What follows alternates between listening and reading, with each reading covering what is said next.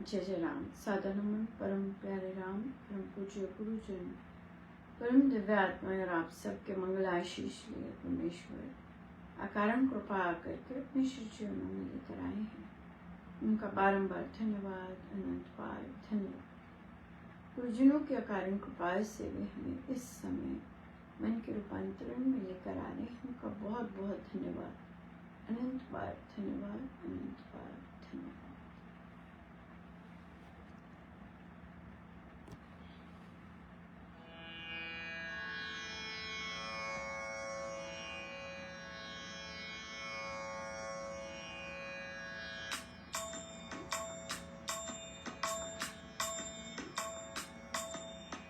राम ही राम बस राम ही राम, राम ही राम बस राम ही राम।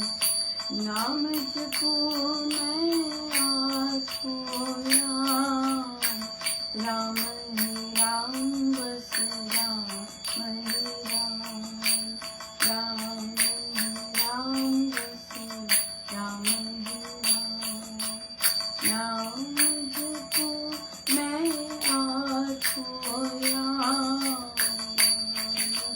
राम बस राम ही राम, राम ही राम बस राम ही राम। नाम जपो मैं आज खोया, राम बस राम ही राम, राम ही राम बस राम ही राम। नाम जपो मैं आज खोया, राम बस राम ही राम, राम ही राम बस राम ही राम। नाम जपो मैं आज खोया, राम बस राम ही राम, राम ही राम बस राम ही राम। नाम जपो मैं आज खोया, राम बस राम ही राम, राम ही राम बस राम ही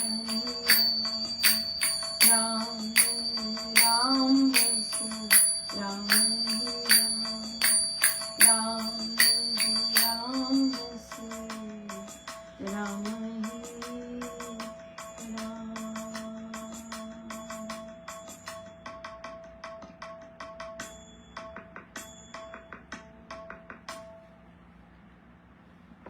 श्री प्रवचन पीयूष जी।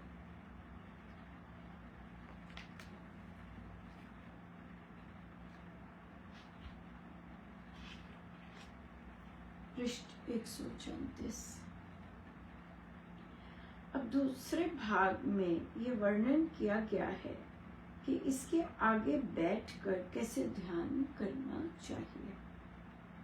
वैसे वह ऐसे कि अधिष्ठान को सामने रखकर पहले 2 मिनट के लिए त्राटक करना चाहिए।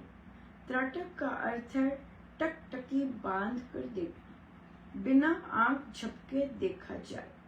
ऐसा त्राटक करने से वृत्ति टिक जाएगी। ऐसा भी त्राटक ना किया जावे कि आंखें दुखने लग जावे। जितना आसानी से हो सके त्राटक किया जाए। इस त्राटक में भी मन में शब्द का जाप करते रहना चाहिए। फिर आंखें बंद करके ध्यान में बैठ जाना चाहिए। यदि वृत्ति 10-15 मिनट बाद बिखर जावे तो फिर त्राटक 2 मिनट के लिए कर लेना चाहिए और फिर इसी प्रकार से ध्यान करते रहना चाहिए। ऐसा करने से वृत्ति टिक जाएगी। ये ध्यान के लिए स्वामी जी महाराज ने जाप के लिए भी कर सकते हैं। बिल्कुल प्रश्न बहुत सुंदर आते हैं यहाँ पर।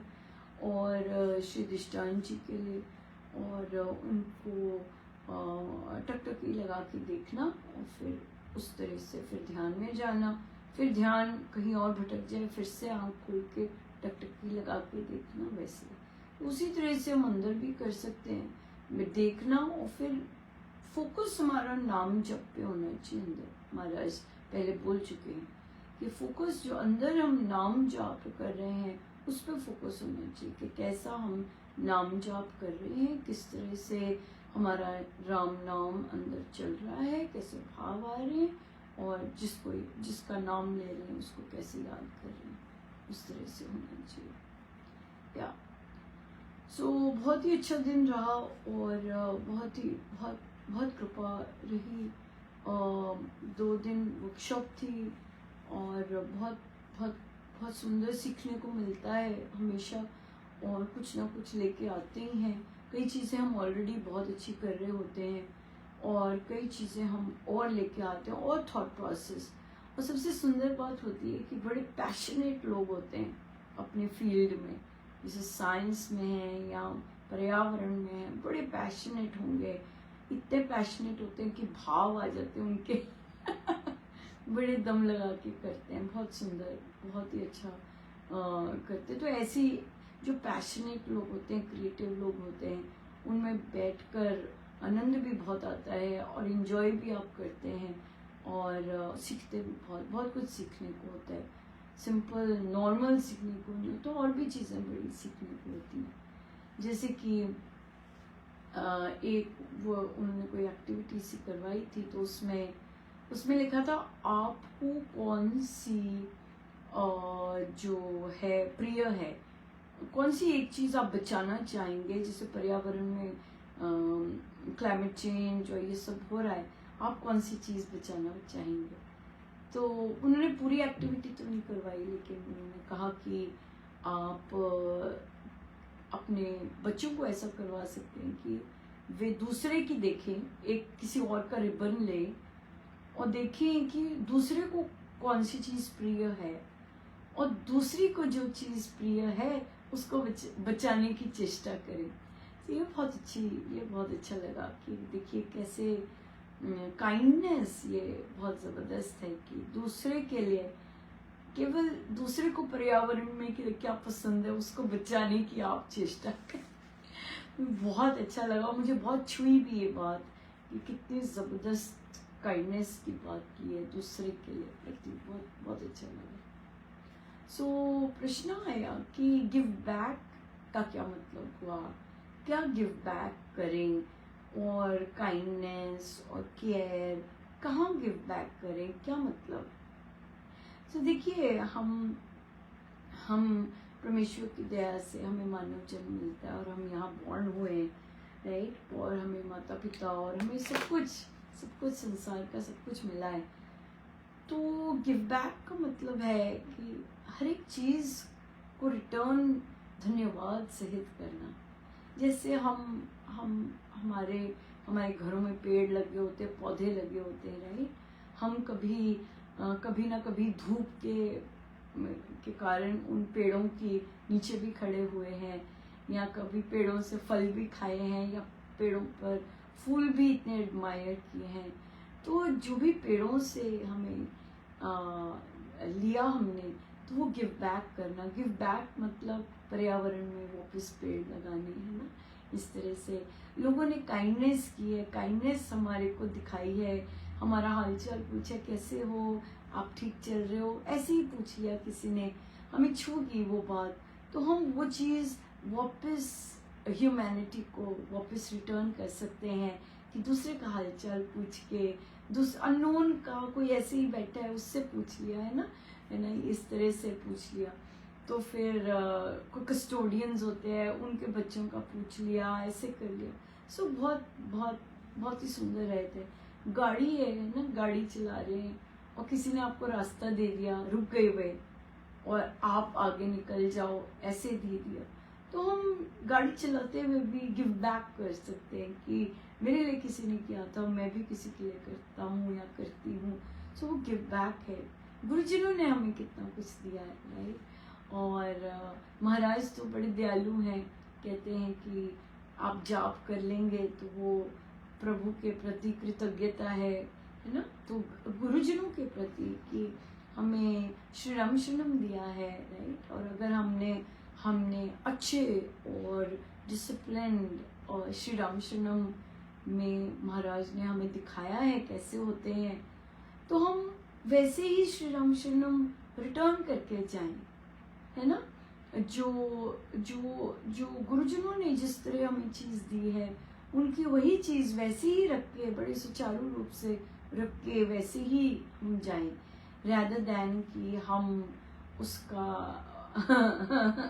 गड़बड़ करें और अपने मनोमनी रूल्स लेके आए, राइट। नहीं, स्वामी जी महाराज ने कहा है कि अब ये श्री रामचंद्रम हो गया, तो अब this will be governed by laws of Swami ji Maharaj. जहाँ भी श्री रामचंद्रम का बोर्ड लग गया, अब मनमानी मेरा ये सब नहीं कर सकते। अब यहाँ पर स्वामी जी महाराज के रूल्स लगेंगे, वैसे ही चलेंगे। सो ये गिव बैक हुआ, है ना। अगर ऐसा नहीं होता है तो गिव बैक का क्या मतलब है कि आप मेहनत करें और अपने गुरुजनों के कार्यों में उनकी सहायक बने। स्वामी जी महाराज का जैसा श्री रामचंद्रम है उसको वैसे बनाएं, इंटैक्ट करें, और उसके लिए मेहनत करनी पड़ती है। सारे लोगों की विचारधारा ऐसी नहीं होती है। भरत महाराज ने कहा कि उनको बाकी राज्य के लोगों ने कहा, अब हमने यहाँ क्यों जाना है, हम तो राम के पास जा रहे हैं, जला दो ये सारी कुटियाएं, ऐसे कर दो। भरत जी महाराज कहते नहीं, ये हमारा नहीं है, ये राम का है सब कुछ, हर एक चीज यहाँ पे राम की है। सो ये चीजें वैसी ही होनी चाहिए जैसे राम छोड़ के गए थे। सो इसलिए हमारा भी बहुत ज़्यादा कर्तव्य बनता है कि हम यहाँ पर वैसे ही अपने सत्संग जैसे होने चाहिए वैसे ही छोड़ के जाएं। ये गिव बैक है। अगर हमने कुछ, हमें मिले तो है ना, हमें पता तो है ना कैसे रूल्स होते हैं, तो अगर वहाँ पे टेढ़ा मेढ़ापन हो रहा है तो हमने कहना कि नहीं भाई, जैसा महाराज रख के गए हैं वैसे ही होना चाहिए, वैसे ही हम लौटा के जाए उन्हें, ये उनका है। हर श्री रामचंद्रम, जहाँ पे श्री रामचंद्रम का बोर्ड लगा है वो स्वामी जी महाराज का है, किसी का नहीं है, किसी का पर्सनल नहीं है, किसी का मेरा नहीं है, किसी का तेरा नहीं है, स्वामी जी महाराज का है। सो इसी तरह से घर में पेरेंट्स कितना कुछ मिला है उनको दे के जाएं, रिटर्न करके जाएं। भाई बहन बच्चों से जो जो मिला है हम रिटर्न करें, इसे कहते हैं गिव बैक। कार्य क्षेत्र में आपको बहुत आनंद आया है या आपने बहुत कुछ सीखा है, गिव बैक करके जाएं, राइट। अक्सर यहाँ पे भी होता है, मुझे कॉलीग मिले, कहते हैं माँ मैं तुम्हें तंग करूँगी, क्योंकि मैं अपने कॉलीग से पूछती हूँ तो कहते बताएंगे पर उनके पास समय नहीं होता, तो मैं सीख नहीं पाई, मुझे पता नहीं लग सका कि कैसे करना है, पर मैं तुम्हें तंग करूँगी। कहा कोई बात नहीं मैं तंग फ्री हूँ कहते मैं आई विल बग यू मैंने कहा मैंने बग फ्री स्प्रे लगा रखा है मैं बग नहीं होती सो इस तरह के काम करके जाएं, बिल्कुल देके जाएं, सब हमारा इसमें यहाँ पे कुछ भी नहीं है। सो इसलिए जहाँ जहाँ जो जो दे सकते हैं हम देके जाएं, और परमेश्वर की बड़ी दया है कि हम हमारी सोच ऐसी बनाते हैं कि हम ले सकते हैं, हम हमारी सोच ऐसी बनाते हैं कि हम ले सकें। सो ये है गिव बैक कि रिटर्न करना निष्काम होता है। हाँ, निष्काम होता है यहाँ पर, निष्काम होता है यहाँ पे। आप केवल अपने सैलरी के लिए, अगर जॉब पे रिटर्न गिव बैक करना है तो आप सिर्फ सैलरी के लिए नहीं आ रहे, आप और भी बहुत कुछ अपना योगदान दे सकते हैं गिव बैक करने के लिए। सो बहुत भारी भरपूर कृपा है प्रभु की कि ऐसी सोच डालते हैं और फिर आप लोग प्रश्न पूछते हैं इतने सुंदर कि वो बहुत ज़्यादा अप्रोप्रिएट हो जाता है, बहुत ही सुंदर हो जाता है। सो बहुत धन्यवाद अनंत बार। जब भी कभी बहुत ज़्यादा विपदा भारी हो जाती है तो सत्संग नहीं छोड़ना चाहिए। सत्संग ही एक है जो चलाए रखता है गाड़ी। सत्संग ही एक है जो कि हमें इतनी परेशानी, इतने दुख से निकाल सकता है। सत्संग नहीं छोड़ना चाहिए, सत्संगति नहीं छोड़नी चाहिए। जैसे ग्रुप में भी कई आते हैं और हमारी बैठकों में भी आते हैं, लेकिन इतनी भारी विपदा सिर पे आ रही है या आशंका आने की, तो सत्संग बस नहीं छोड़ना चाहिए, सत्संग नहीं छोड़ना चाहिए। हो रहा है कुछ, नहीं हो रहा कोई बात नहीं, लेकिन बैठकें, सत्संग नहीं छोड़ना चाहिए, क्योंकि वो एक सपोर्ट सिस्टम होता है। और क्योंकि कई बार दुख सारे घर परिवार पे छाया होता है, सो इसलिए अगर आप ऐसी जगह जुड़े होते हैं तो फिर उससे फिर महाराज बड़ा थोड़ा सा इतना ज़्यादा जो पीड़ा हो रही होती है थोड़ी सी कम हो जाती है, कुछ पलों के लिए, कुछ घंटों के लिए, इस तरह से। सो इसलिए सत्संग नहीं छोड़ना चाहिए, बड़ा बल मिलता है, यहाँ से पीछे नहीं हटना चाहिए। बहुत बार कहते हैं पर साधु बेचारे नहीं कर पाते और हट जाते हैं पीछे, और फिर वापस नहीं जुड़ पाते। ये बड़ी स्ट्रेंज बात है, क्योंकि बहुत कहा होता है ना, मत हिलो, लगे रहो, कोई बात नहीं, हो जाएगा, लगे रहो। तो पर जुड़े रहना चाहिए, सत्संग मिस नहीं करना चाहिए, जाते रहना चाहिए। प्रभु संभाल लेते हैं। लेकिन जब सत्संग से पीठ मोड़ दी और फिर वहाँ से कहाँ सेव करेंगे ना, आपको कोई कनेक्शन तो जुड़े रहना बहुत ज़रूरी है। सो गुरुजनों का बहुत बहुत धन्यवाद, धन्यवाद, जय जय।